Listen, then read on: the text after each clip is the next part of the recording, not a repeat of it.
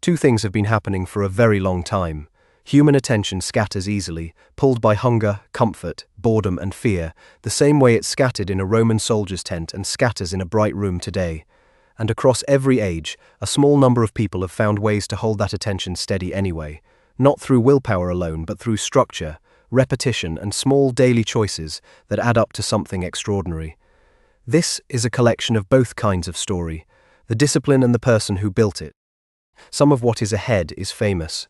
An emperor writing himself reminders in a war camp, a scientist who did his best thinking during a plague lockdown, alone, with nothing scheduled for him, an explorer who brought every single one of his men home from a disaster with no ship and no rescue in sight.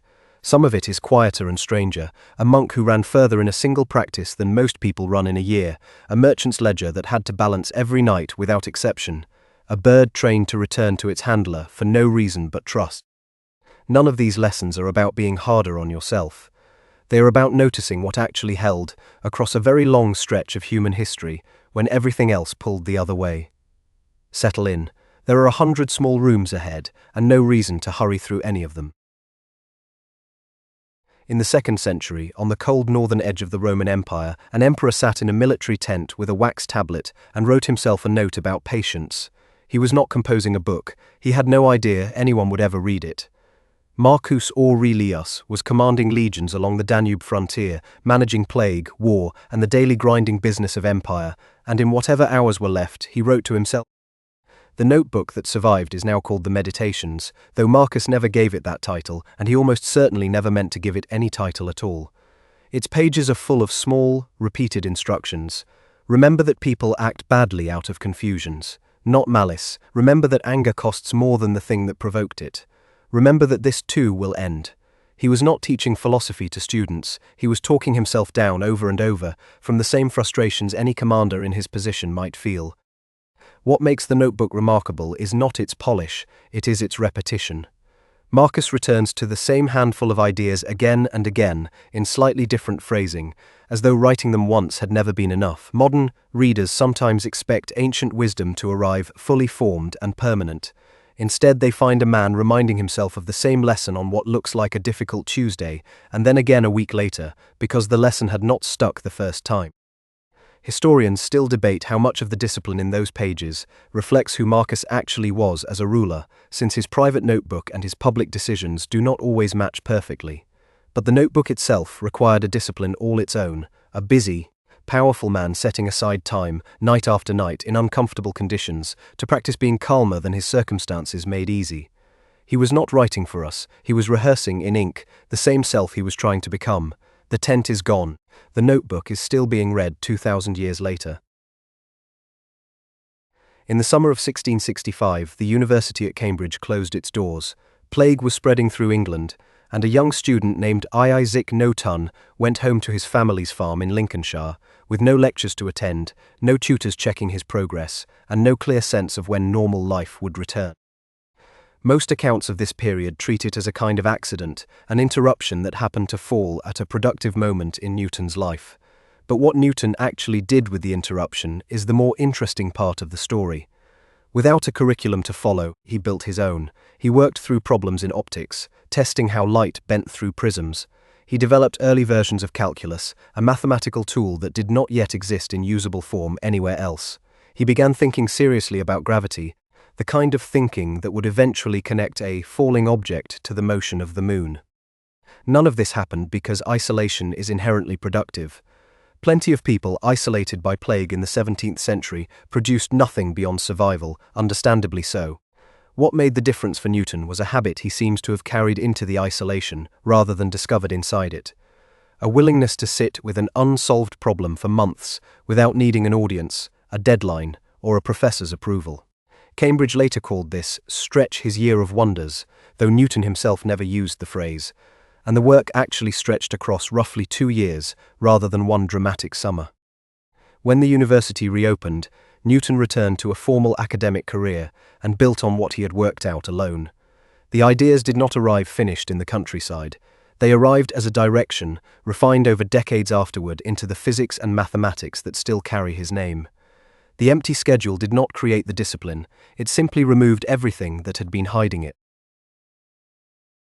By late 1915, Ernest Shackleton's ship, the Endurance, had been crushed and sunk by Antarctic pack ice, and the goal that had brought his crew south, crossing the Antarctic continent on foot, was already impossible. What remained was a much smaller and harder goal, getting every man home alive. Shackleton's discipline over the following months is often remembered in dramatic single moments: a small boat crossing violent seas, a mountain crossing on South Georgia Island with almost no proper equipment. But the discipline that actually mattered ran through the quieter stretches in between. Stranded on drifting ice with dwindling supplies, Shackleton enforced a strict daily routine, fixed mealtimes, assigned tasks, regular exercise, deliberate small rituals like a nightly sing-along, all of it aimed less at comfort than at preventing the kind of despair that kills people faster than cold does. He also made a habit of managing morale as carefully as he managed food, moving difficult or discouraged men into his own tent rather than isolating them, giving away his own gloves when someone else's were worse, keeping information about their odds calm and steady even when the odds themselves were bad. None of this required Shackleton to be the strongest or most skilled man present. It required him to be the most consistent one. The rescue, when it finally came, involved Shackleton sailing an open boat across roughly 1,300 kilometers of some of the most dangerous ocean on Earth to reach help, then returning for the men he had left behind. Every single member of the original crew survived the ordeal, a result that expedition historians still consider remarkable, given how badly the venture itself had failed. The expedition never crossed Antarctica.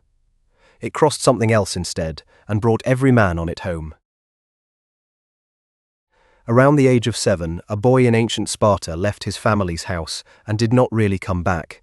He entered a state-run training system called the agoge, and from that point on, discipline was not something taught to him occasionally. It was the entire structure of his childhood. Spartan boys in the agoge were deliberately underfed, expected in some accounts to supplement their rations by stealing food without getting caught, a practice framed as training in resourcefulness rather than punished as theft, unless the theft itself was clumsy. They trained in combat, endured cold with minimal clothing, and were organized into groups that competed against and disciplined each other, with older boys given real authority over younger ones. The goal was not simply toughness for its own sake. Spartan society needed soldiers who could function as a single coordinated unit, the famous phalanx formation, and that kind of coordination is very hard to build from adults who grew up used to comfort and individual choice. Ancient sources, mostly written by outsiders and later admirers, describe the system with a mix of awe and unease that is worth taking seriously rather than smoothing over. The agoge produced soldiers whose discipline under pressure became legendary across the ancient Mediterranean, most famously at the Pass of Thermopylae. It also produced that discipline through methods modern readers, and probably plenty of ancient ones too, would recognize as cruel. What the system understood, whether or not its methods deserve admiration, is that discipline built only in adulthood, layered onto a personality already formed, behaves differently from discipline built into a person from childhood, as simply how life works. Spartans were not taught to be disciplined. They were raised inside discipline, the way other children are raised inside a language, until it stopped feeling like a rule and started feeling like identity. Most of what built that identity would be considered abuse today. The identity itself outlasted the empire that built it. As a young man, Benjamin Franklin decided that moral improvement was at bottom a project that could be managed the same way any other project could be managed. He chose 13 virtues he wanted to cultivate, things like temperance, order, and humility, and built himself a small chart to track his daily progress against each one. The method was almost comically systematic for something as personal as character. Franklin focused on one virtue per week in rotation, marking a small black spot on his chart each time he noticed himself falling short that day. He kept the little book with him for years. He fully expected, going in, that he would end up with a page covered in marks rather than a clean record, and he was right. Order, he admitted in his own memoir, gave him the most trouble of all 13 virtues, an ironic confession from a man famous for organizing everything else in his life. What makes Franklin's chart interesting is not that it worked perfectly, by his own account it did not, but that he kept using an imperfect tool for years rather than discarding it the first time it failed to produce a spotless week. He treated moral discipline the way he treated his experiments with electricity. Expect failure, record it honestly, and keep adjusting the method rather than abandoning the project. There was no shame built into the chart's design, only data. Franklin later wrote that he came to see the effort itself as valuable independent of whether he ever achieved the perfection the chart implied was possible. A person who tries steadily to improve, he suggested, ends up better off than a person who never tries at all, even if neither one reaches an ideal that may not exist. The chart is long gone. The habit of tracking what actually happened, rather than what one hopes happened, is not. High on Mount Hiei, near the Japanese city of Kyoto, a small number of Tendai Buddhist monks have undertaken one of the most extreme physical disciplines still practiced in any religious tradition anywhere. The practice is called Kaihogyo, and at its most demanding stage, a monk runs an enormous distance across steep mountain terrain, day after day for 100 consecutive days, a commitment that in the full multi-year version stretches across roughly 1,000 days total spread over several years. The monks run in simple sandals, stopping at specific shrines along the mountain route to perform prayers, often beginning before dawn and continuing through difficult weather without exception. Historically, a monk who began the longest stage of the practice and could not complete it was expected to end his own life rather than abandon the vow. A tradition, according to some accounts, monks carried a knife and a length of rope specifically for that purpose. Whether that expectation was ever actually enforced in the modern era is debated, but the symbolic weight of it shaped how seriously the commitment was treated once made. What Kaihogyo asks of the body is severe, but the discipline underneath it is arguably more about the mind than the legs. Monks describe the practice as a form of moving meditation in which the repetition of the same route, the same prayers, and the same physical strain over and over is meant to wear away distraction, the way running wears away a resting heart rate. The distance is the vessel, the discipline is the attention carried inside it. Very few monks in the modern era have completed the full 1,000-day version of the practice. Those who have are given a formal title recognizing the achievement, though most describe the recognition as far less important to them than the practice itself. The mountain is still there, so most years is at least one monk running it. Diogenes of Sinope did not write treatises about the virtue of simple living. He simply lived publicly and without apparent shame, in a way that made the point louder than any essay could. According to ancient accounts, he made his home in a large ceramic storage jar in Athens, owned almost nothing, and treated the city's opinion of him with open indifference. Stories about Diogenes are famously hard to verify, passed down mostly through later biographers who clearly enjoyed making him larger than life, but the pattern across every version is consistent. He is said to have carried a lamp through the streets in daylight, claiming to be looking for an honest man. He is said to have told Alexander the Great, one of the most powerful men alive at the time, to step out of his sunlight during a conversation, unimpressed by the emperor's rank. Whether every detail happened exactly as recorded matters less than what the stories were built to illustrate. A man who had disciplined himself out of needing anything the powerful could threaten to take away. This was the core of the Cynic philosophy Diogenes practiced, a tradition that treated conventional comfort, status and property as a kind of trap, chains that felt like security but functioned as control. If you owned nothing, no one could punish you by threatening to take it. If you wanted nothing from other people's approval, no one could shame you into compliance. The discipline was subtraction, practiced relentlessly and in full public view, until almost nothing remained that anyone else could hold over him. Ancient Athens was not short on wealthy, comfortable philosophers. Diogenes chose to become something rarer, a man whose freedom could not be repossessed. He is said to have died still owning almost nothing at all, exactly as he had lived. By the late 1830s, Charles Darwin had already worked out the core outline of an idea that would eventually reshape biology. That species change over time through a process he called natural selection. He did not publish it. He sat on it, quietly gathering evidence, for roughly 20 more years. Darwin's own notebooks from this period show a man who understood exactly how explosive his idea was, both scientifically and religiously, in Victorian England. Rather than rushing the theory into print, he spent years studying barnacles in obsessive detail, corresponding with breeders and naturalists around the world, and stress-testing his own argument against every objection he could imagine a critic raising.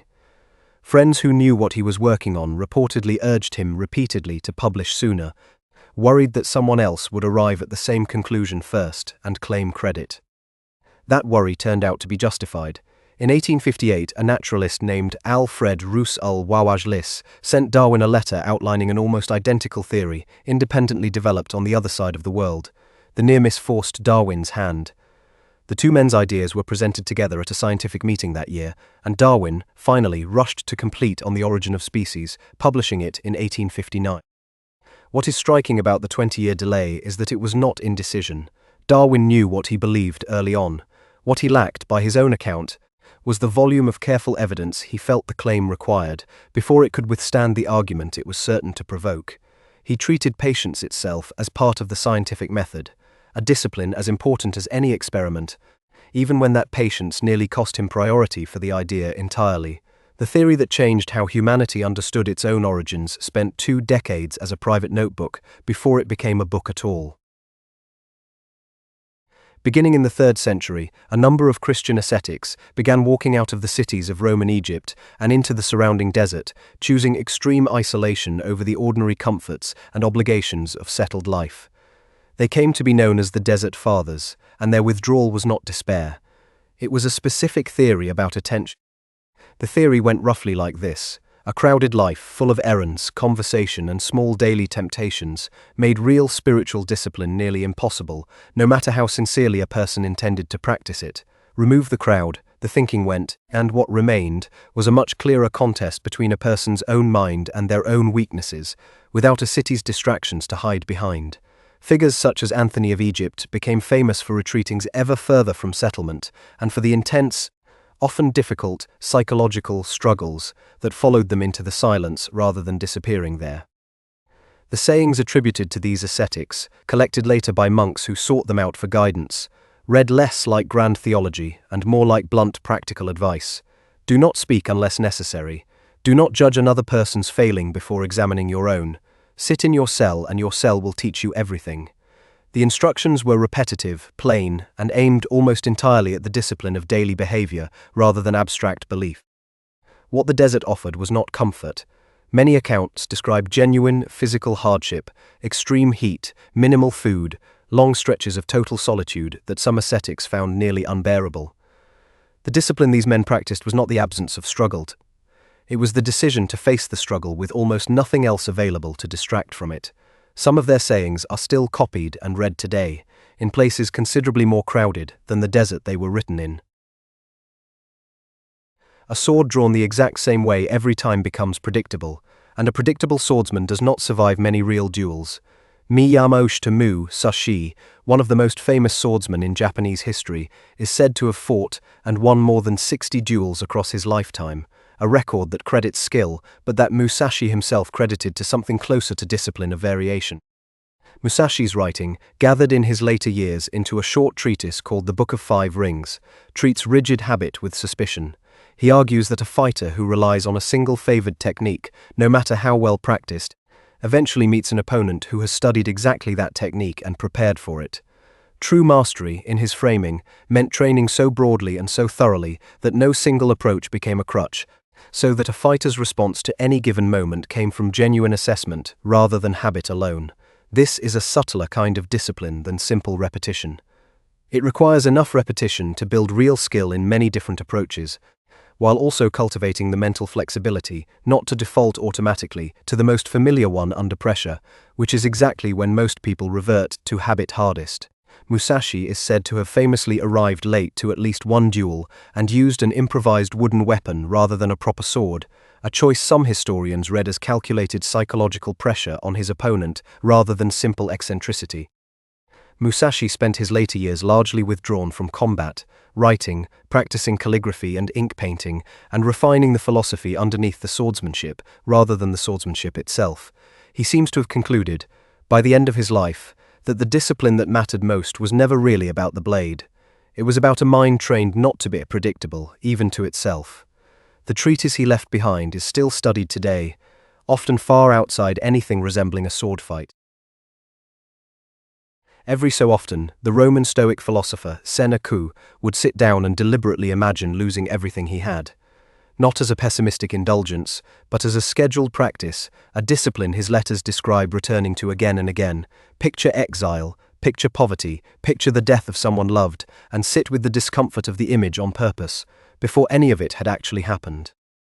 Later writers gave this practice a name, premeditatio malorum, roughly the premeditation of evils, though Seneca himself simply described it as sensible preparation. His reasoning was straightforward: misfortune that arrives to a mind that has never once considered it lands as a shock, doubling the damage, grief compounded by surprise. Misfortune that arrives to a mind that has already rehearsed the shape of loss lands as difficult. Certainly, but familiar, something the mind has practiced holding before. Seneca had unusually strong reasons to take his own advice seriously. He spent years in exile earlier in his career, and later in life, after falling out of favor with the emperor Nero, whom he had once tutored, he was ultimately ordered to take his own life. Ancient accounts describe his death as calm and deliberate, consistent, at least in the telling, with decades of a practice built specifically to prepare for exactly this kind of outcome. The discipline here is easy to misunderstand as gloominess, dwelling on worst-case scenarios for no productive reason. Seneca's own framing was closer to endurance, a regular, deliberate confrontation with hardship's possibility, so that hardship's arrival would not also carry the added weight of denial. He was not trying to feel bad in advance. He was trying to make sure that when something actually did go wrong, he would already recognize its shape. Whether the practice made his final hours easier is something no letter can confirm. His own writing suggests, at least, that he believed it would.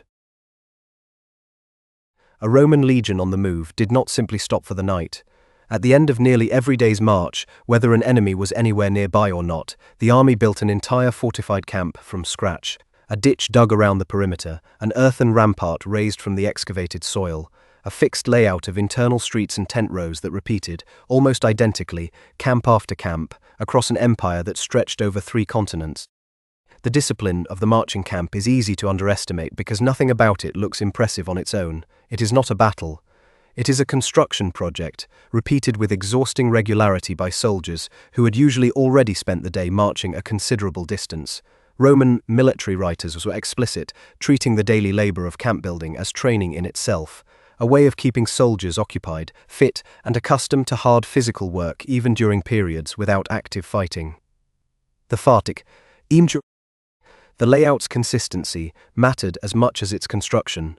A soldier transferred from one legion to another could, in principle, find his own tent in an unfamiliar camp simply because the internal geography followed the same predictable pattern everywhere.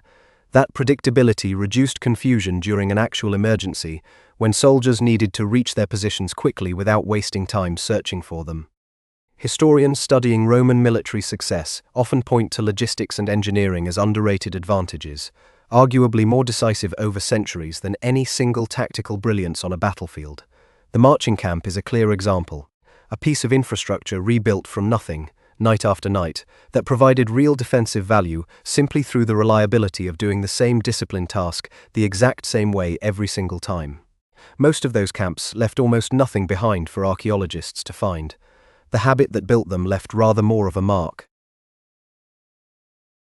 For more than 20 years, working before the telescope had been invented, the Danish astronomer Tycho Brahe stood outside on clear nights and recorded by careful sighting instruments and eye alone the precise positions of planets moving against the fixed background of stars.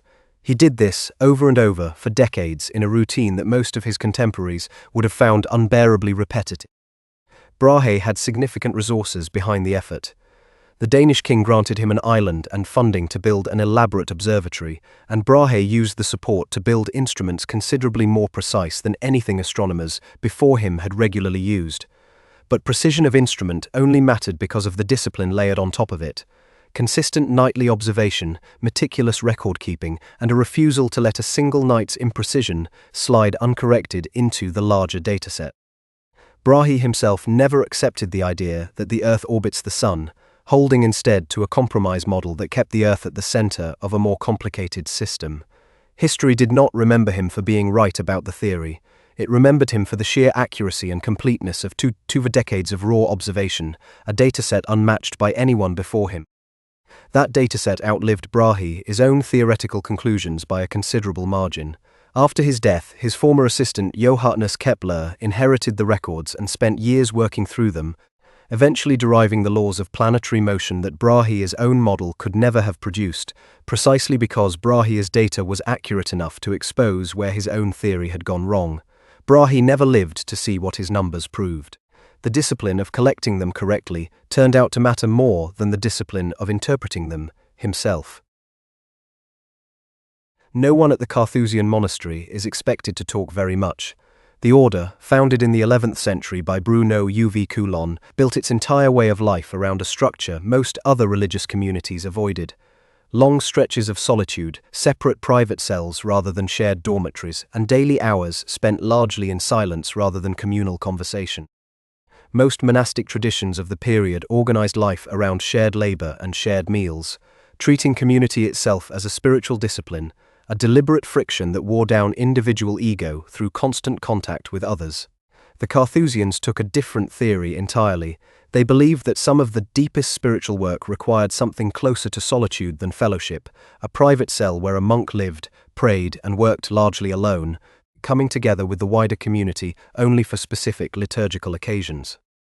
The daily rhythm inside that arrangement was still rigorously structured, fixed hours of prayer through the night and day, scheduled manual work, carefully limited meals, all of it repeated with almost no variation across the calendar year, and largely unchanged, according to the order itself, since the medieval period.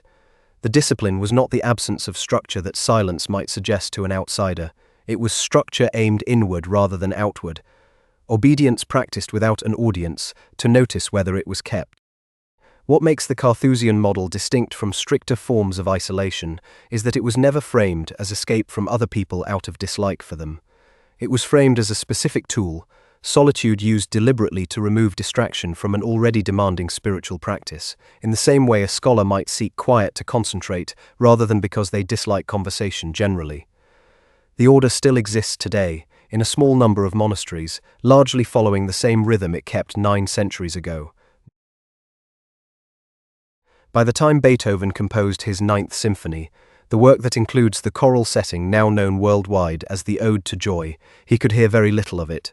His hearing loss had begun in his late 20s, worsened steadily across decades, and by the premiere of the Ninth in 1824, contemporary accounts describe him as unable to hear the audience's applause, needing to be turned around on stage to see it instead. Composing without reliable hearing sounds on its surface, close to impossible, since music is by definition an art built from sound, Beethoven's solution was not a workaround so much as a shift in what discipline his composing relied on.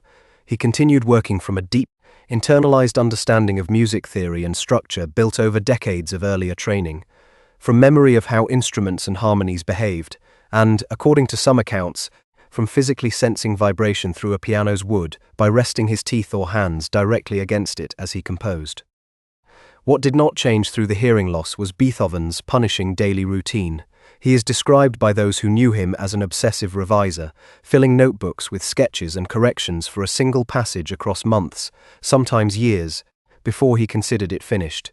This habit predated the deafness by decades, and appears to have simply continued, largely unaltered once his hearing was gone, suggesting the discipline had never really depended on hearing in the first place, only on the relentless internal standard he held his own work to. Beethoven's letters from this period show real frustration and grief over the loss, at one point describing thoughts of suicide over the isolation it caused him. The discipline that kept him composing through it was not cheerful stoicism. It was, by his own account, closer to stubbornness, a refusal to let the one sense central to his art take the art itself away from him too. The silence closed in around him for nearly 3 decades, the compositions kept coming anyway. Imperial China's civil service examination system ran, in some form, for roughly 13 centuries, testing candidates on classical texts, poetry and philosophy in the hope of a government appointment. For most candidates, passing was not a matter of one difficult test day, it was a matter of decades. The examinations were organized in tiers, local, provincial and national, each requiring separate qualification before a candidate could even attempt the next.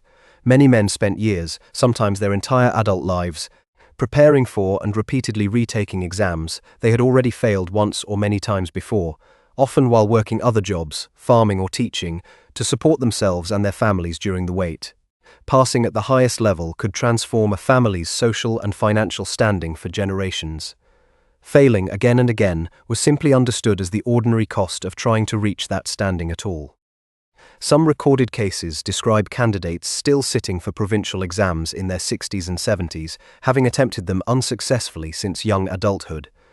Rather than treating this as tragic waste, the surrounding culture often treated persistent, repeated effort toward the exams as itself a mark of character, evidence of discipline and seriousness, regardless of the final outcome. The discipline required went beyond simple memorization, considerable as that demand already was, given the volume of classical text a candidate needed to know by heart. It required sustaining motivation and study habits across years or decades with no guaranteed reward, often in the face of repeated public failure that a smaller, less patient system might have discouraged people out of trying again at all. The examination system was eventually abolished in the early 20th century. For 13 centuries before that, it had quietly measured something beyond knowledge, how long a person could keep trying at something that offered no guarantee of ever succeeding. A monk copying a manuscript in a medieval scriptorium did not have the option of correcting a mistake with a keystroke. Every letter was formed by hand on prepared animal skin parchment, in ink mixed and applied with a quill, and a serious error partway down a page could mean the entire page needed to be started again from the top. Copying a single substantial manuscript, a Bible, a classical text, a set of legal or religious commentaries, could take a scribe months, sometimes years, of steady, careful, largely repetitive labor. Scriptoria were often cold, since heat and open flame near valuable parchment and ink were considered dangerous, and light was limited to whatever natural daylight or carefully positioned candles the room allowed. The work itself demanded sustained physical stillness, hunched over a writing desk in the same posture for hours, a discipline of the body as much as the hand. What is easy to miss, looking at a finished illuminated manuscript centuries later, is how unglamorous the actual daily labor behind it really was. Most pages a scribe copied were plain text, without the decorated initials or painted borders that later museum visitors admire. The discipline was not creative expression, it was accuracy, sustained across thousands of individual letters, each one needing to match its source exactly, with essentially no room for the scribe's own preference or shortcut. Some scribes left small personal notes in the margins of their work, complaints about cold hands, cramped fingers, or simple relief at finishing a difficult stretch, brief glimpses of the person behind an otherwise anonymous and purely functional task. These notes are some of the only direct evidence historians have of how the scribes themselves experienced the labor, since almost none of them are remembered individually today. Every book that existed before printing existed only because someone, somewhere, had been willing to sit still and copy it, letter by letter, without complaint, that would survive to be widely read. Epictetus began his life as a slave in the Roman Empire, a fact his later teaching never hid or softened. By the time he was teaching philosophy as a free man, he had already learned, in the most direct way possible, exactly how little control a person can actually have over their own body, possessions, or circumstances.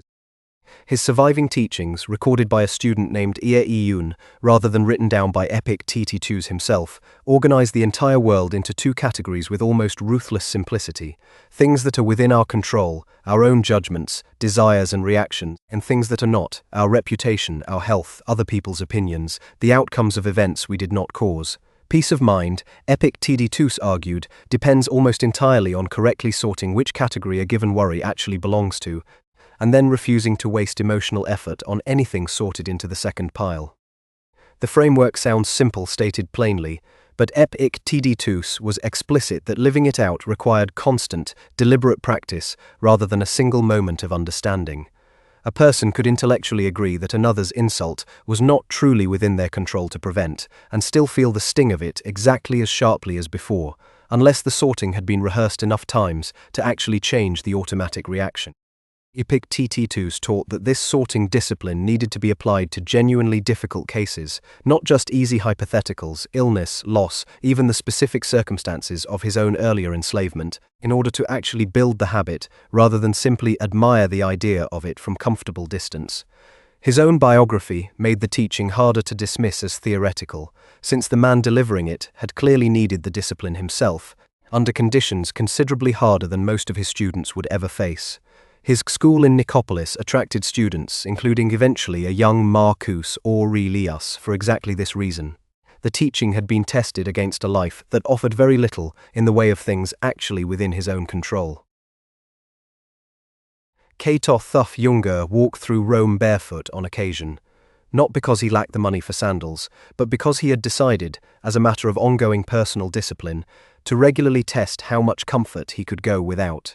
His political enemies mocked him for it. His allies found it useful, since it made him nearly impossible to bribe with luxuries he had already trained himself to live without. Ancient accounts describe Cato's daily habits as almost theatrically austere for a man of his wealth and rank in the late Roman Republic: plain food, minimal clothing, refusal of the small comforts other senators took for granted. Some of this was likely genuine philosophical conviction, since Cato was a committed follower of Stoic teaching, treating self-denial as training rather than deprivation. Some of it was also, by most historians' reading, a deliberate political statement, a visible contrast between his own austerity and the extravagance of rivals, such as Julius Caesar. Cato's rigidity extended well beyond personal habits into his political conduct. He was famous, and frequently criticized, for refusing to compromise on principle, even when compromise might have achieved more practical political success. Colleagues sometimes found him exhausting to negotiate with precisely because he would not bend position simply to smooth a difficult moment, treating consistency itself as a form of integrity worth the cost of occasional political defeat. That stubbornness eventually cost him dearly. As the Republic collapsed into civil war and Caesar's power grew unchecked, Cato found himself repeatedly outmaneuvered by more flexible operators, willing to bend where he would not. He ultimately took his own life rather than accept Caesar's authority or seek his mercy, a final act that admirers, both in his own time and for centuries afterward, treated as the last and most extreme expression of a discipline he had practiced his entire adult life. His stubbornness may have cost him the political fights that mattered most. It also made him, for a very long time afterward, a symbol difficult to buy. Residents of the city of Königsberg reportedly set their clocks by Immanuel Kant's afternoon walk, taken at almost exactly the same hour each day, along almost exactly the same route, for years on end. The walk was a fixed point in a schedule that ran the same way, day after day, for most of Kant's adult life. Kant rarely travelled far from the city where he was born, taught, and eventually died, a striking contrast to the sweeping scope of the philosophy he was producing about space, time, and the limits of human knowledge. His days followed a rigid structure, rising early, writing and lecturing at consistent hours, taking meals at fixed times, and finishing with the walk that his neighbours apparently used as an informal town clock. Visitors and biographers describe him as almost fanatically resistant to disrupting the pattern, treating spontaneity as something closer to a threat to his work than a pleasant variation from it.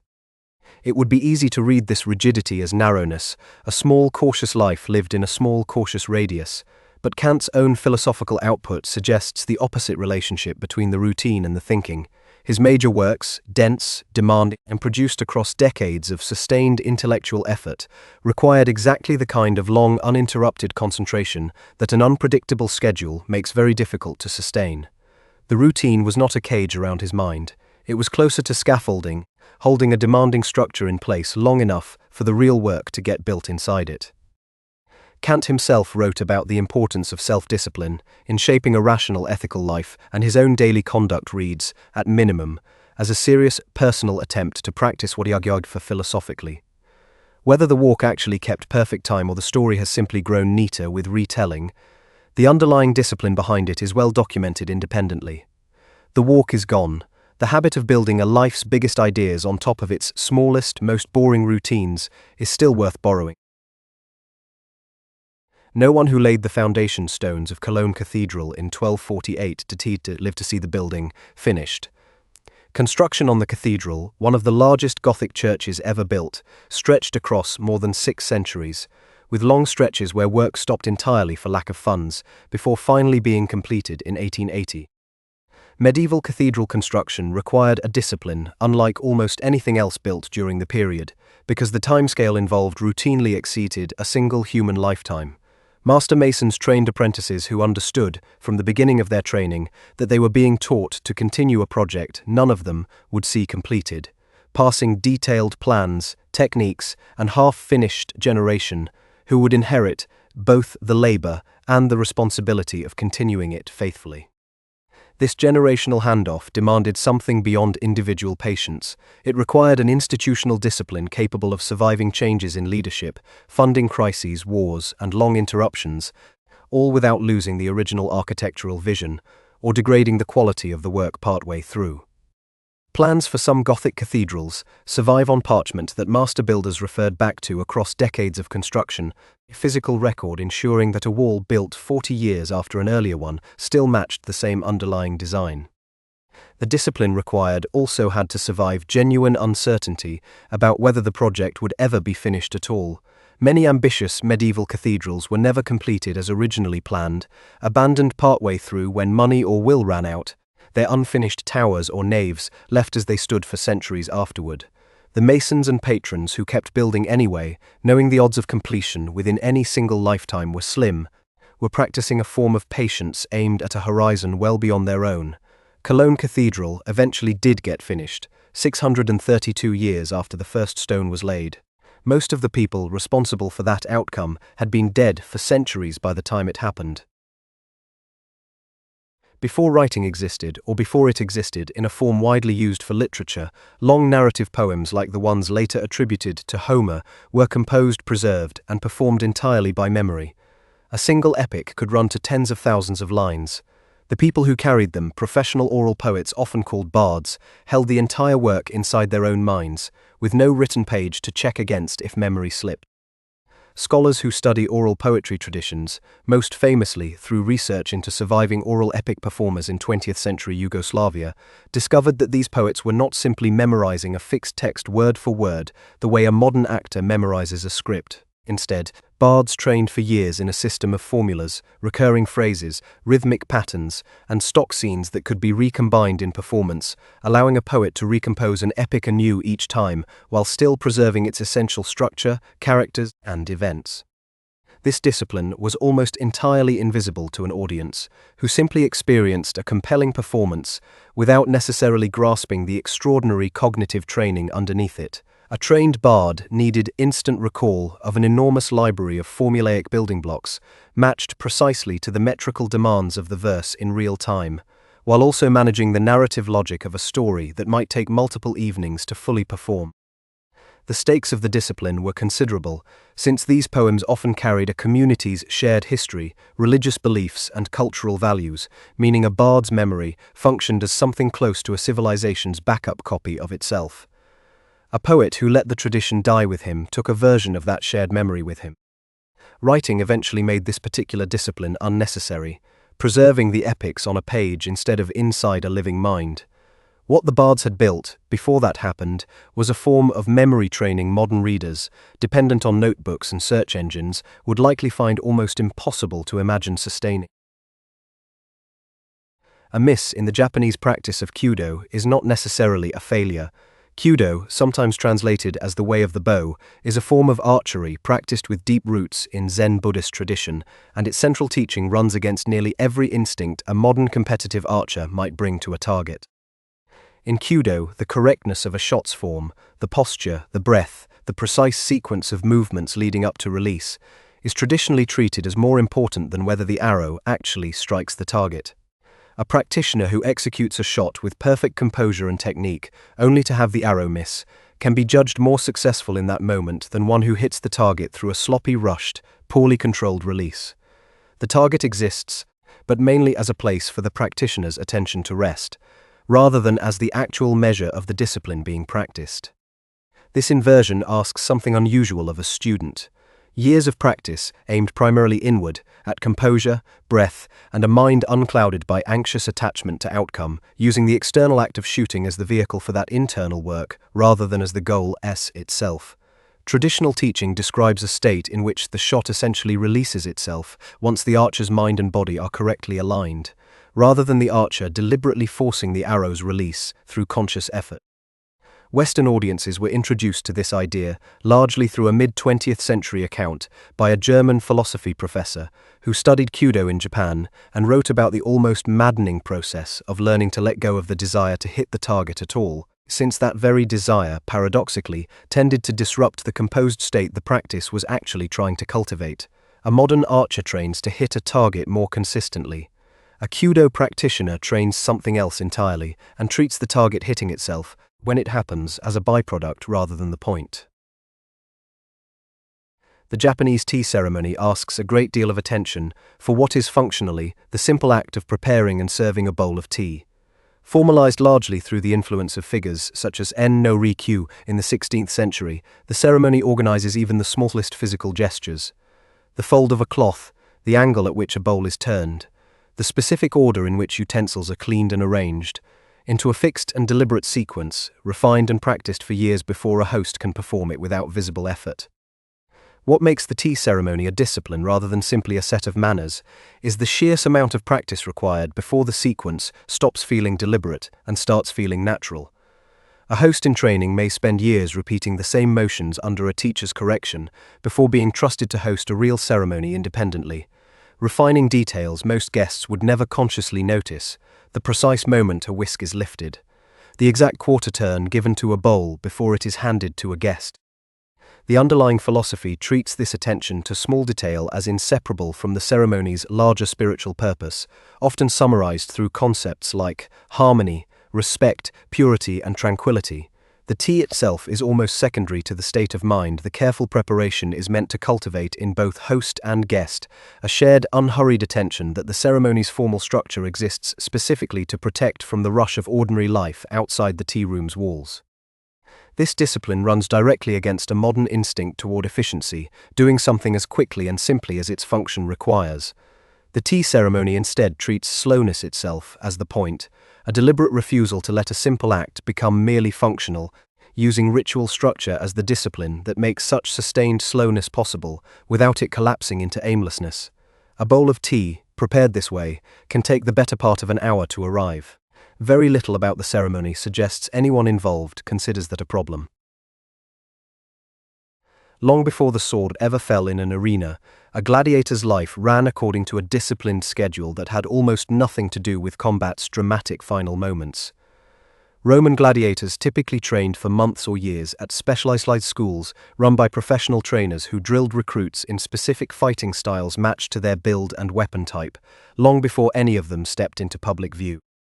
Diet inside these training schools was carefully managed, with some historical and archaeological evidence suggesting gladiators were fed diets heavy in grains and legumes, aimed at building bulk and endurance rather than pure muscle definition.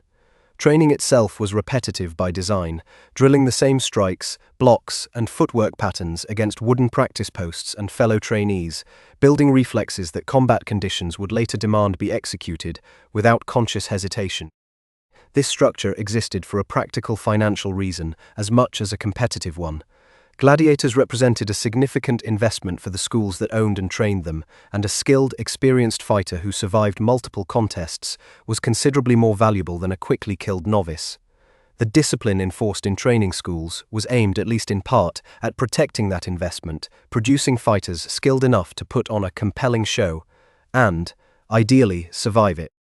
Surviving records suggest that many gladiators fought only a handful of times across a career, sometimes with long gaps between contests, meaning the vast majority of a gladiator's actual working life was spent training rather than fighting. The arena moment audiences remember from popular history represented a tiny fraction of the total discipline that produced it, a fraction that could end a career or a life, in a matter of minutes, regardless of how many years of training preceded it. The fight itself lasted moments. The discipline that made survival possible in those moments had usually been built over years no spectator ever saw.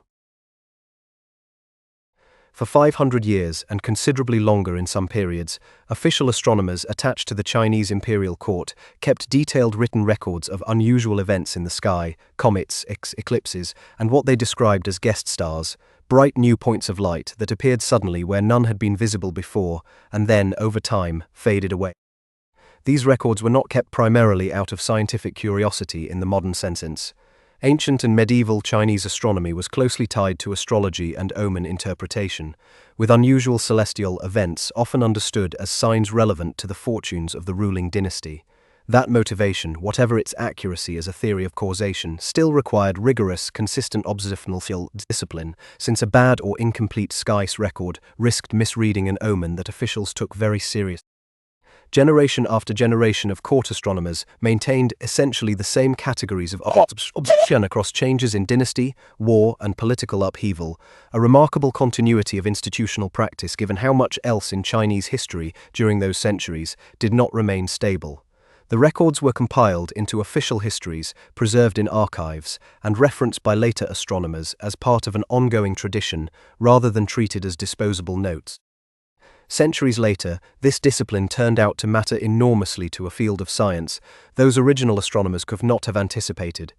Modern astronomers, studying the remnants of ancient supernovae, exploded stars whose light reached Earth long before telescopes existed to properly study them, have used surviving Chinese guest star records to identify and date specific historical explosions with a precision no other surviving source can match. The astronomers who kept those records were serving an emperor's need for omens.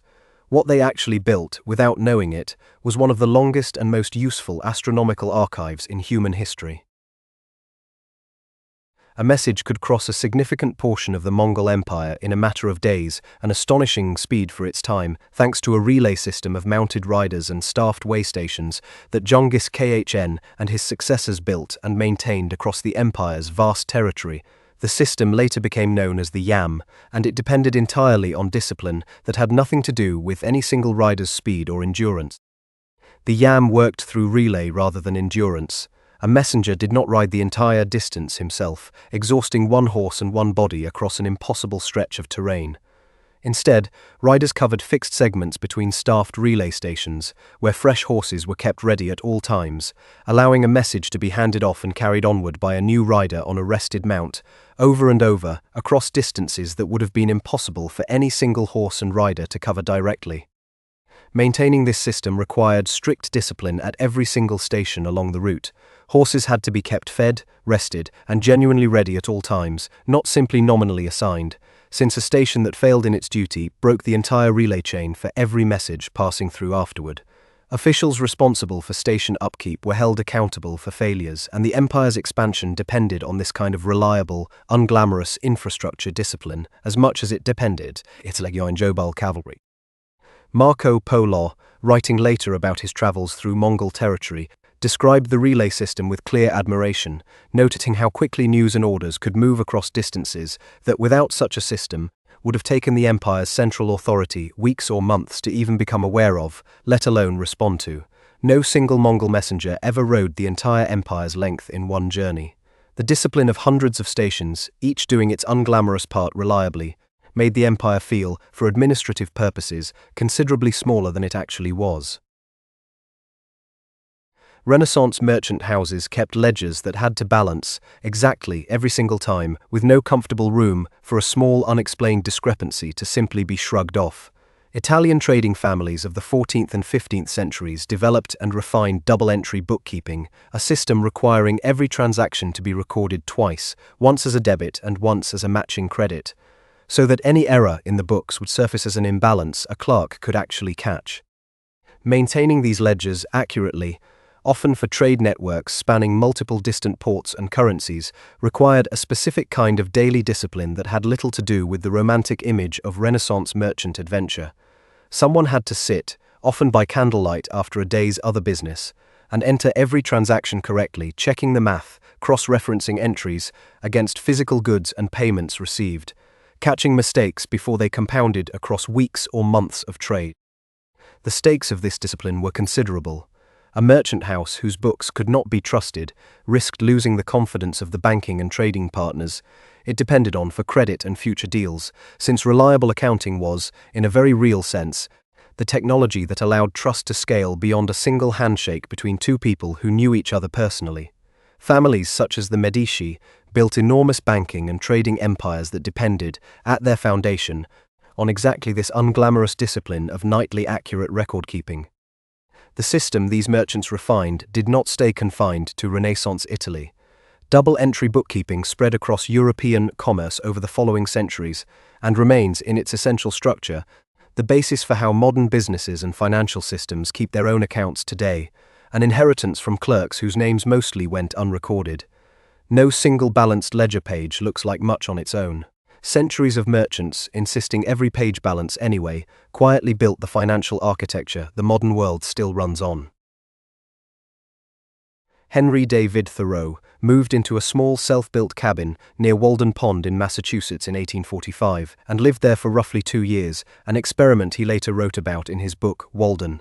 He did not go there, as later readers sometimes assume, to escape from discipline into some kind of loose, undirected freedom. He went specifically to test how much of ordinary daily life was actually necessary, and how much was simply habit dressed up as necessity.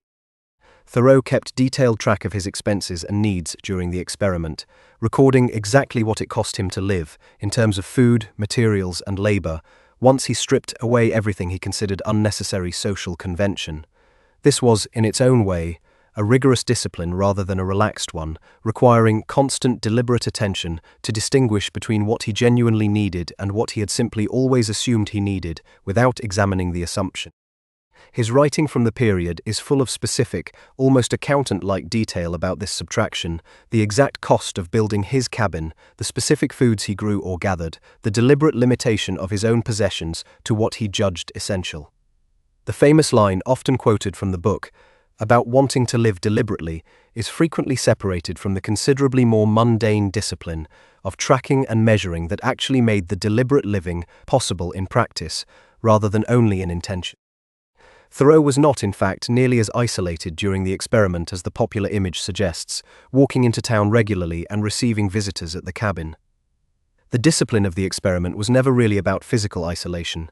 It was about the ongoing, deliberate practice of questioning habit itself, asking again and again whether a given comfort or obligation actually served him, or whether he had simply inherited it unexamined. He left the cabin after roughly 2 years, by his own account, because he had learned what he had gone there to learn. The discipline of questioning habit, he suggested, did not require staying in the woods forever, only learning to keep asking the question anywhere. William James, the American philosopher and one of the founders of modern psychology, argued in the late 19th century that human character is built almost entirely through the deliberate repetition of small habits, an idea he laid out at length in his writing on habit as a physiological process rather than a purely mental or moral one. James described habit using the metaphor of a groove worn into behavior through repetition, the same way water repeatedly following the same path wears a channel into soil.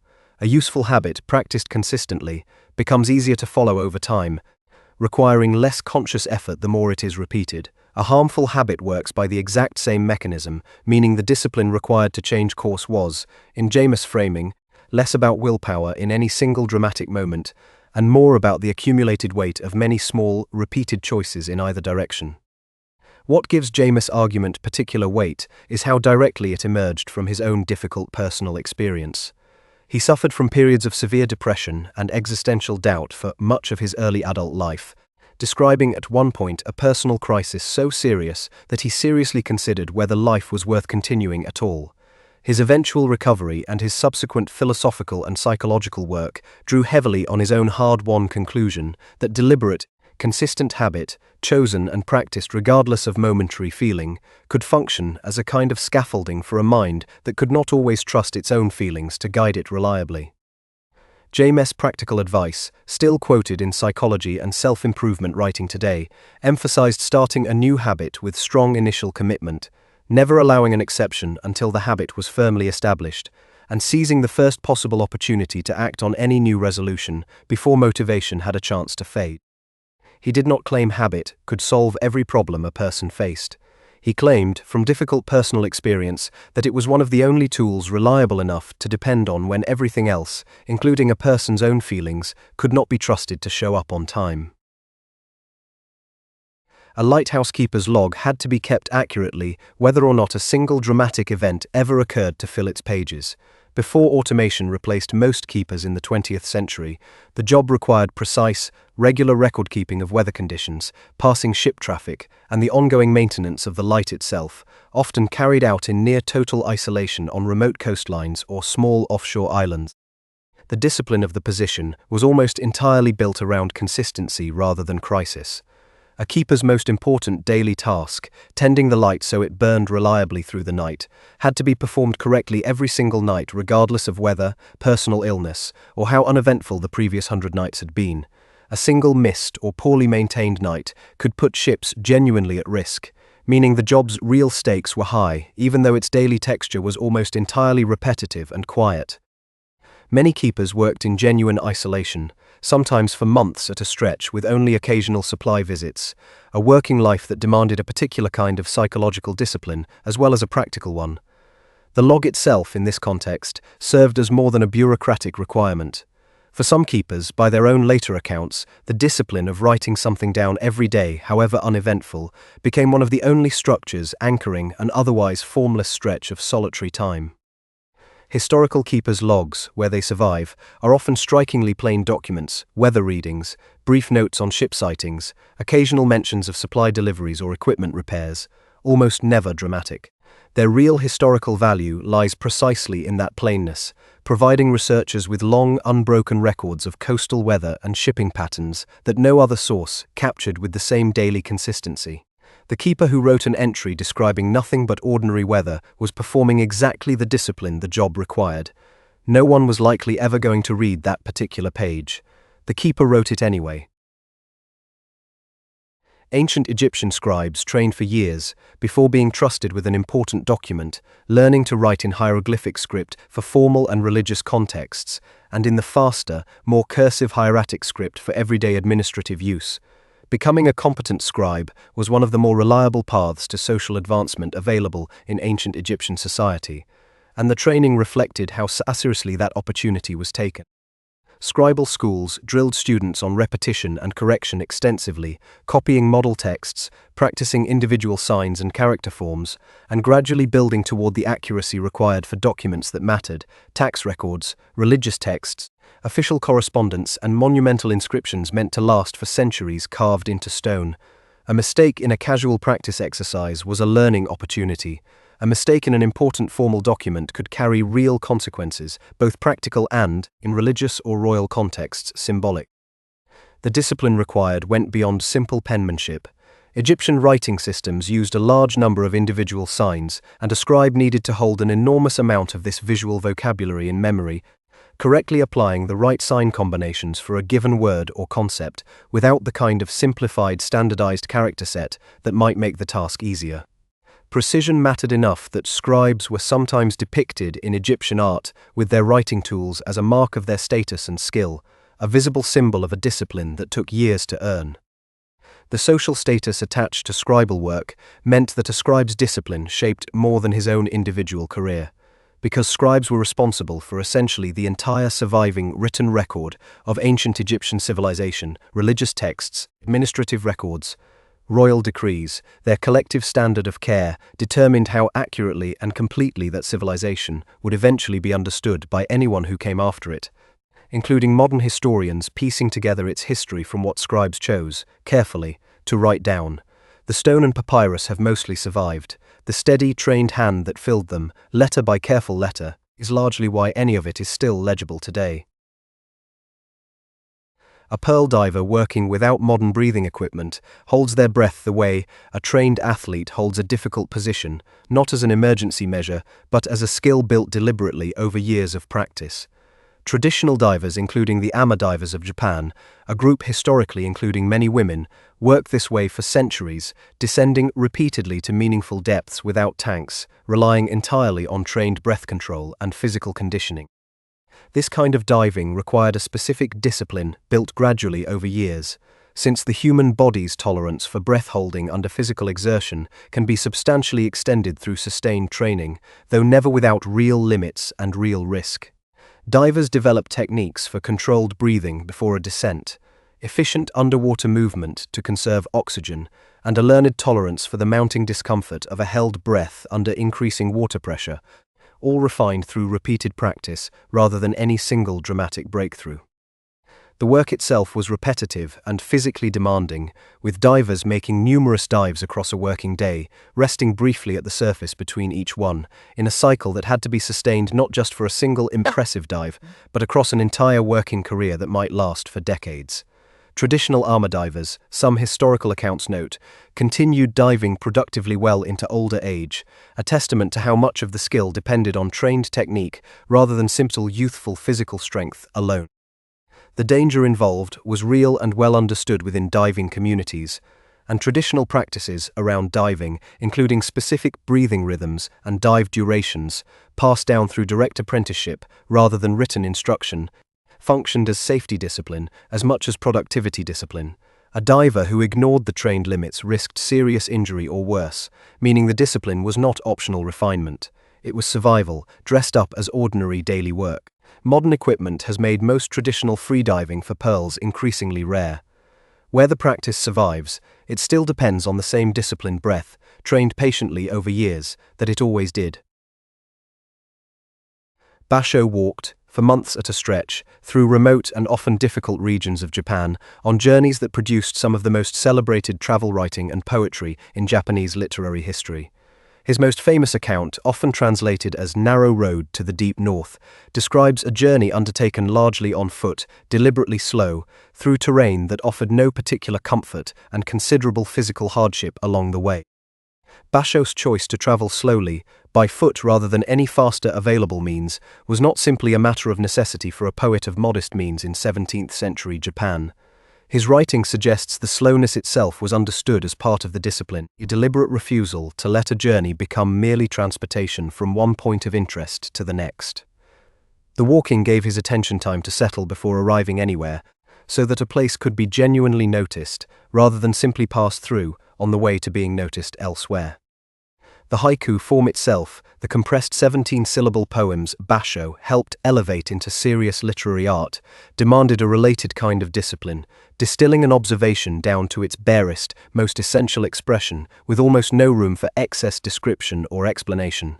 Writing a good haiku required first noticing something worth writing about clearly enough, and then the considerable additional discipline of cutting everything away from that observation except its essential core. Basho's journals describe considerable physical discomfort along his travels, difficult weather, poor lodging, illness, and fatigue, none of which he treated as an unfortunate interruption to the real work of writing. If anything, his accounts suggest the difficulty of the walking was inseparable from the quality of attention it eventually produced. Since a mind worn down by a long days, travel notices differently, and sometimes more sharply, than a comfortable one. The poems that resulted are famously brief, some no longer than a single breath to read aloud. The discipline that produced them stretched across months of slow, deliberate walking that most of his readers would never see. An illuminator's brush, working on a medieval manuscript, sometimes had to render detail small enough that a viewer today needs magnification to fully appreciate the precision involved. Manuscript illumination, the practice of decorating religious and other important texts with painted images and gilded lettering, demanded a level of fine motor control and sustained concentration that few other medieval crafts required in quite the same combination.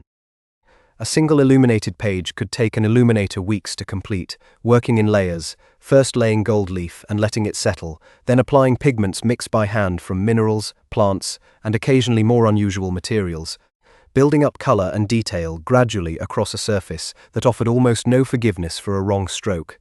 Parchment, the prepared animal skin surface most manuscripts were painted on, could sometimes tolerate a careful scraping away of a small error, but a serious mistake on a nearly finished page usually meant starting that section over.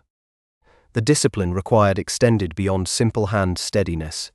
Illuminators worked from established visual traditions and often specific instructions about what a given image needed to depict, religious scenes with recognized symbolic details, decorative patterns following established conventions, initial letters, incorporating figures or scenes relevant to the surrounding text. Precisions mattered not only for aesthetic quality, but because a viewer familiar with the tradition would notice, and potentially object to, deviations from an expected symbolic detail. Most of the fine detail illuminators produced was, by any practical measure, barely visible to anyone looking at the finished page from a normal reading distance. The discipline was not aimed at an audience that would necessarily ever notice the smallest brushstrokes individually. It was aimed, it seems, at a standard the illuminator held for the work, regardless of whether anyone else would ever appreciate the specific effort behind any single mark. Centuries later, museum conservators studying these pages under magnification are often the first people to properly see detail an illuminator worked painstakingly to get right, for a viewer who, as it turned out, would not exist for hundreds of years. Ru'al Mun Sun led the first expedition confirmed to reach the South Pole, arriving in December 1911, roughly a month ahead of a rival British expedition led by Rachbert Falcon Skaht, whose entire party died on the return journey. Historians studying both expeditions have paid particular attention to why one succeeded so cleanly while the other ended in tragedy, and much of the answer comes down to a difference in discipline rather than a difference in ambition or courage. Amundsen's approach to the expedition emphasized preparation and margin over speed or drama. He relied heavily on sled dogs rather than the ponies, and manual man-hauling. Scott's expedition depended on more heavily, a choice grounded in Amundsen's extensive earlier experience with polar travel among Arctic peoples who had refined dog sledding techniques over generations.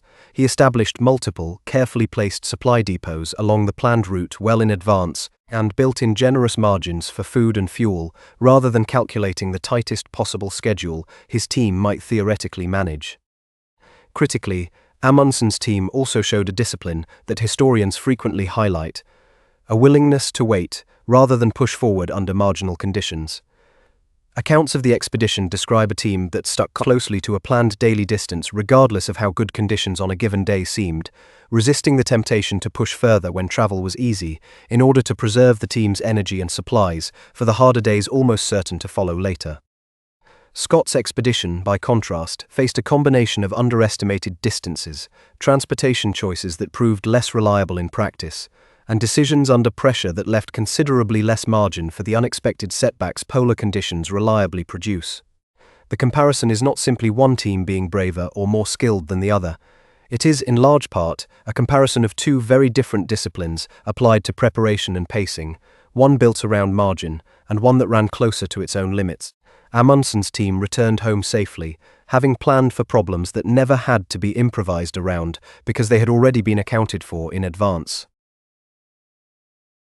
The ancient library of Alexandria, founded in Egypt under the Ptolemaic dynasty and flourishing for centuries, is believed to have held one of the largest collections of written works anywhere in the ancient Mediterranean world, drawing scholars from across the region to study, copy, and expand its holdings.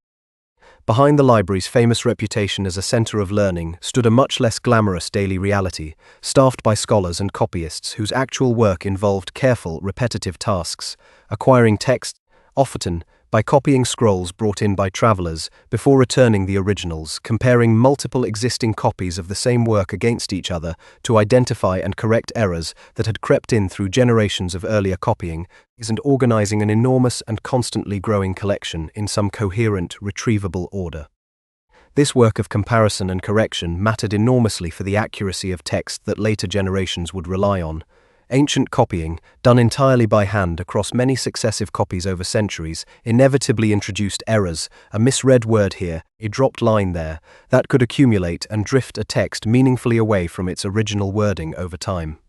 Alexandrian scholars developed systematic methods for comparing variant copies and attempting to establish what they judged to be the most accurate version of important texts, an early form of the kind of textual scholarship that manuscript researchers still practice today. The discipline required for this work was almost entirely invisible to history in terms of individual credit, since most of the scholars and copyists who performed it are not well remembered as individuals, unlike a small number of the library's more famous directors and scholars. What they built together, largely anonymously, was the closest thing the ancient world had to a shared, checked record of its own accumulated knowledge, a resource later civilizations would spend centuries trying to reconstruct after much of it was eventually lost. The library itself did not survive intact.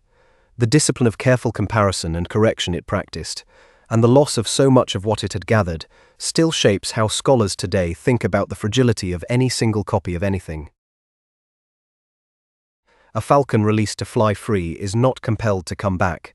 Falconry, the practice of training birds of prey to hunt in partnership with a human handler, has been practiced across many cultures for thousands of years, and its entire method depends on a discipline that runs almost entirely in one direction: human patience answered, if it is answered at all, by an animal's own choice. Training a falcon involves a long, gradual process of building trust and association, beginning with basic handling and feeding routines, and slowly extending to short, controlled flights before a bird is ever released to hunt with any real freedom. A falconer cannot force a wild bird of prey to want to return, only build, through months of consistent, careful, low-pressure routine, an association between returning to the handler and receiving something the bird genuinely wants, usually food delivered in a way the bird has learned to associate reliably with coming back. The discipline required from the falconer's side is considerable, since impatience or inconsistency at almost any stage of training can undo weeks of careful progress. A bird that associates a handler with unpredictable or unpleasant experience has little reason to choose to return once given the freedom to simply fly away instead. Experienced falconers often describe the relationship less as ownership and more as an ongoing negotiation, one that has to be actively maintained, rather than assumed permanent once established. What makes falconry distinct from most other forms of animal training is how little the falconer can compel directly once a bird is airborne and free. A dog on a leash can be physically restrained. A falcon in flight cannot. The entire practical relationship depends on trust built carefully enough, over enough patient repetition, that a wild animal capable of simply leaving chooses, instead, to come back. A well-trained falcon returns to the glove most of the time, not because it has to, but because months of careful discipline gave it a reason to want to. A bell is cast, traditionally, in a single continuous pour of molten bronze, and once that pour has begun, there is no pausing it to fix a mistake partway through. Large church and civic bells, some weighing many tons, were historically produced this way, and the process demanded a discipline concentrated almost entirely into a very short and completely unforgiving window of time. Months of preparation went into the mold before that pour ever began. Bell founders built elaborate clay and wax molds, sometimes incorporating carefully calculated shapes and proportions that experienced founders understood. Through long practical tradition rather than formal acoustics theory, would produce a bell with the desired tone and volume once cast and cooled. The mold itself had to withstand the enormous heat and pressure of the poured bronze without cracking or shifting, a failure that could ruin months of preparatory work in a single instant. The pour itself, when it finally happened, required precise timing and careful management of the molten metal's temperature and flow, since bronze that cooled unevenly or that trapped air bubbles during the pour could produce a flawed bell with poor tone, cracks, or structural weakness that might not become obvious until the bell was later hung and rung, sometimes for the first time in a ceremony with considerable public attention riding on the result. Unlike many other crafts, where a mistake partway through a long process can sometimes be corrected or worked around, bell founding concentrated its entire discipline into a single irreversible commitment. Everything the founder and his team had prepared and calculated across months, tested in the span of a few tense minutes that could not be redone if something went wrong. The finished bell's sound, once it finally rang, was the only real proof that months of careful, invisible preparation had actually paid off. There was no way to know for certain until that first ring. Pilgrims walking medieval routes, such as the Camino de Santiago, which stretches across hundreds of miles of Spain and southern France, to the shrine of St. James in Santiago de Compostela, often spent weeks or even months completing the journey entirely on foot, well aware that faster methods of travel, however limited by medieval standards, were sometimes available and deliberately chosen against. The pilgrimage was never understood, within the traditions that shaped it, as simply an inconvenient obstacle standing between a pilgrim and a holy destination. The distance itself, and the physical difficulty of covering it slowly, on foot, through variable weather and genuine fatigue, was considered part of the spiritual practice, not an unfortunate cost incurred to reach the actual point of the journey. A pilgrim who somehow arrived at the shrine without having walked the difficult distance would, in a real sense, have missed much of what the pilgrimage was understood to offer. This discipline demanded sustained commitment across many consecutive days of physical strain, blistered feet, sore joints, exhaustion compounding day after day, without the option of simply resting until fully recovered before continuing. Medieval pilgrims often traveled in loose company with other pilgrims for safety and companionship along the route, but the physical burden of the walking itself could not really be shared, each person's body absorbing its own accumulating fatigue, regardless of who walked alongside them. The underlying theory, echoed across many religious walking traditions beyond just the Camino, treated sustained physical hardship, deliberately chosen and endured rather than avoided, as a way of focusing the mind that a comfortable, faster journey could not replicate. Difficulty was not incidental to the discipline. It was, in an important sense, the discipline's actual substance. The Camino still draws walkers today, centuries after its medieval origins, many of them still choosing, quite deliberately, to walk the difficult distance rather than travel it any faster way that modern transportation would easily allow. A samurai living under the code of Bushido was, according to some later interpretations of the tradition, expected to approach each day having already accepted the possibility of death, rather than treating mortality as a distant fear to be avoided thinking about. This acceptance was framed within the tradition not as morbid resignation, but as a specific and deliberate discipline, one intended to remove hesitation from action rather than to produce despair. The reasoning behind this framing, as later writers on Bushido described it, held that fear of death, left unaddressed and unconfronted, tended to distort a warrior's judgment and slow his reactions at exactly the moments when clear, immediate action mattered most. A samurai who had already, in his own mind, faced and accepted the worst possible outcome in advance was, according to this theory, freed from the paralyzing effect that fear could otherwise produce, able to act decisively because there was no remaining uncertainty about mortality left to hesitate over. Much of what modern audiences understand as Bushido actually comes from writings compiled well after the height of the samurai class military relevance, particularly texts from the 17th century onward, meaning the code as commonly described today reflects a somewhat idealized and codified version of practices and attitudes that likely varied considerably across different periods and individual samurai in practice. Historians studying the period are careful to note that actual samurai conduct did not always live up to the disciplined ideal the later texts describe. Whatever the gap between ideal and lived reality, the discipline the texts describe is a specific and demanding one, training the mind, deliberately and repeatedly, to hold a difficult truth in constant awareness rather than pushing it away, on the theory that constant awareness produces calm rather than anxiety, once the initial confrontation with the idea has been fully worked through. The sword itself required years of physical training to use well. The mind meant to wield it, according to the tradition, required a different kind of training, entirely, aimed at a fear most people spend their whole lives trying not to think about at all. Marie Koa's laboratory, for a significant stretch of her groundbreaking research into radioactivity, was a converted shed in Paris with a leaking roof, poor ventilation, and almost none of the equipment a modern researcher would consider standard.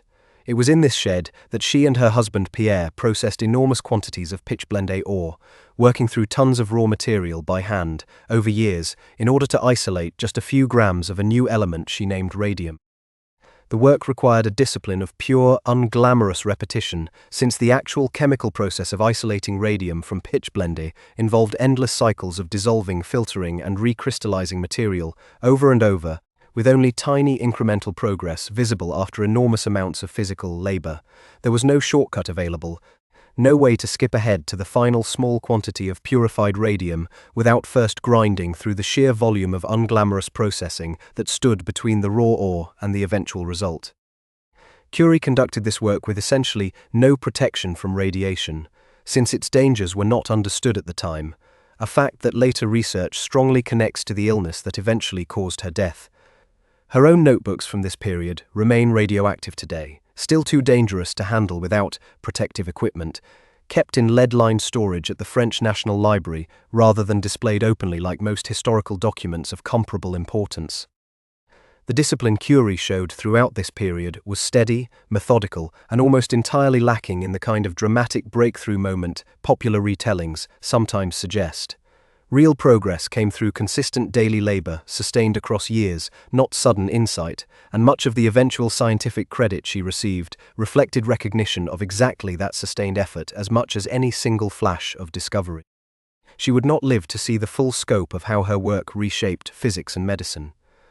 The discipline that made the work possible in the first place asked nothing of that recognition to keep going, day after difficult day, inside a shed that was, without anyone yet understanding it, slowly poisoning her. Sun Tzu wrote, in the ancient Chinese military text, traditionally attributed to him and known as the art of war, that the very greatest victories are the ones achieved without ever actually fighting a battle at all. This idea, repeated in different forms across the text, treats open combat not as the highest expression of military skill, but almost as evidence that a better, quieter strategy had already failed to work.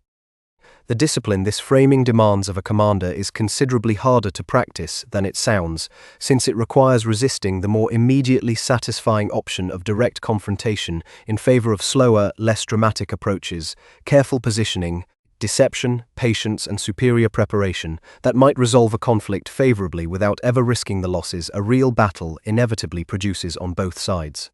Sun Tzu treats restraint here not as caution born of weakness, but as the highest and most difficult form of military discipline available to a truly skilled commander.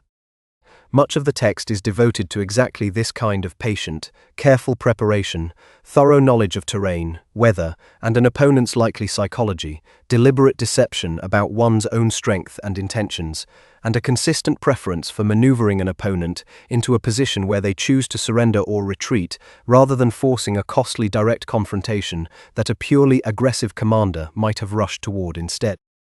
The text's continued influence, well beyond its original military context and into fields like business strategy and negotiation many centuries later, suggests that the discipline it describes applies more broadly than warfare alone.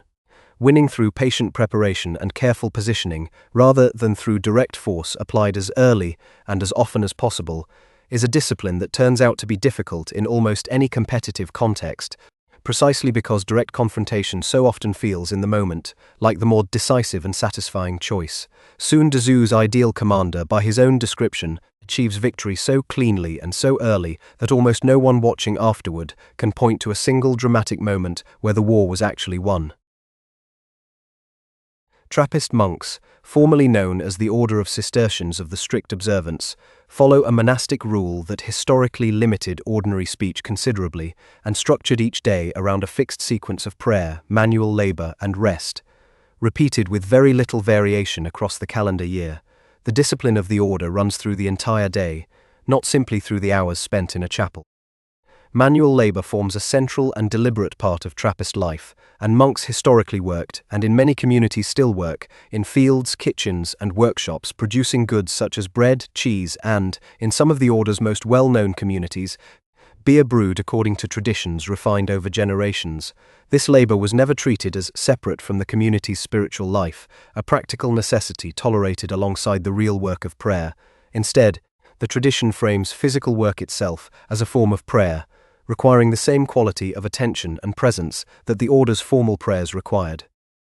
The historical limitation on speech within many Trappist communities meant that this labor, baking, brewing, farming, was often carried out largely in silence, workers moving through familiar, practiced tasks without the ordinary chatter that fills most workplaces.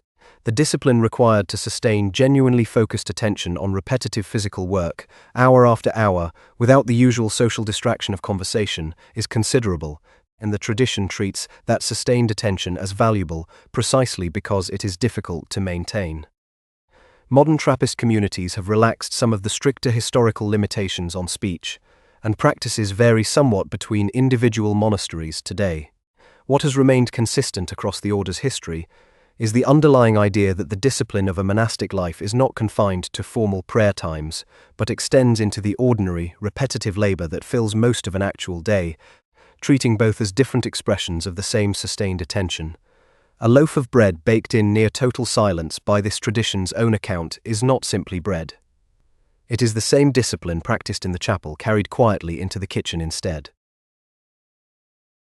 Michelangelo spent roughly 4 years painting the ceiling of the Sistine Chapel, a commission he reportedly resisted at first, insisting to Pope Julius II that he considered himself primarily a sculptor rather than a painter, and was reluctant to take on a project of this scale in a medium he felt was not his strongest. Contrary to a popular image many people carry of the artist lying flat on his back the entire time, contemporary accounts and Michelangelo's own letters suggest he actually worked standing, tilted backward at an awkward angle on custom scaffolding he designed himself, craning his neck upward for hours at a stretch to reach the ceiling above him, Whatever the exact posture, the physical toll was real and well documented in his own words. His letters from the period complain bitterly about strain on his neck, back and eyes, and at least one of his own poems from the time describes the physical distortion the position caused, his body bent in ways that felt to him almost unnatural after so many hours sustained day after day. The ceiling's finished composition includes hundreds of individual figures across a complex arrangement of biblical scenes, planned and executed over roughly 4 years of sustained labor, much of it performed essentially alone, with a small number of assistants handling more limited supporting tasks. Michelangelo was, by most accounts from those who knew him, a notoriously demanding perfectionist, revising sections he judged unsatisfactory and maintaining an exhausting personal standard for work that would eventually be viewed, largely without interruption, from a considerable distance below, where much of the finest individual detail would barely register to an ordinary viewer's eye. What finished the ceiling was not 4 consecutive years of uninterrupted inspiration. It was 4 years of showing up under the same difficult scaffolding, sore neck and tired eyes returning day after day to a task the artist had originally not even wanted, sustained by a discipline that had very little to do with how he happened to feel on any particular morning. The ceiling is still there 5 centuries later, exactly where a reluctant sculptor once climbed back up to keep working on it, one more day, and then another. There is no tidy lesson that ties all 100 of these together, and it would probably be dishonest to pretend otherwise. An emperor's private notebook, a Roman legion's rebuilt camp, a diver's trained breath, a bell poured once and never again. None of these people knew about each other, and most of them would not have recognized the other's discipline as resembling their own at all. What they shared was smaller and stranger than a single lesson, a willingness to keep doing an unglamorous thing correctly, on an ordinary day when no one in particular was watching closely enough to notice or reward it. Some of what you heard tonight ended in triumph, a pole reached, a ceiling finished, a theory finally published after decades of waiting. Some of it ended in loss, a philosopher ordered to end his own life, a scientist poisoned slowly by the very element she spent years isolating, a stubborn senator who could not bend even when bending might have saved him. Discipline, it turns out, guarantees nothing about the outcome. It only shapes how a person meets whatever the outcome turns out to be. Most of the names in this list are still remembered because someone, somewhere, wrote something down. A notebook, a ledger, a log, kept faithfully through nights when nothing happened worth logging. Most of the actual discipline behind those names is invisible now, the thousands of ordinary repeated days that never made it into any letter or record at all. That invisible part was probably the larger part all along. Somewhere tonight, in some quieter version of this, someone is doing something small and repetitive and correct, for reasons that will not become clear to anyone else for a very long time, if ever. History is fairly patient about eventually noticing. It was never in a hurry to begin with.